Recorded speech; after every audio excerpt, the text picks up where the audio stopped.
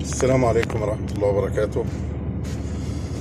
الفنان أحمد سعد، يعني أنت لما تكون في بلد برا مصر وتلبس لي شيفون ولبس حريمي،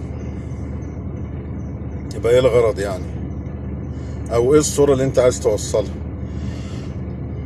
يعني في جدة كمان، يعني مش هنقول في بلد أوروبي.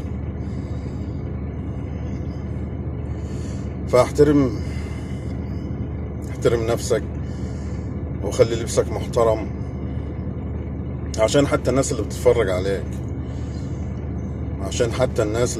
عليك، أو الناس اللي أنت راح لهم في بلدهم، ما يبقاش شيفون ومخرم وشفاف. امال اخلي البنات تلبس ايه بقى؟ جلابيه وزدري؟ عيب، لازم يكون في احترام. وانت في الاول والاخر قبل ما تقدم فن، انت بتبقى بالنسبه لبلدك سفير، عشان الناس تشوفك، تتفرج عليك او تسمعك. ما اطلعش بقى بشيفون خفيف ومخرم ولبس حريمي، مش حلوه يعني، ولا حلوه في حقك ولا حلوه في اسمك.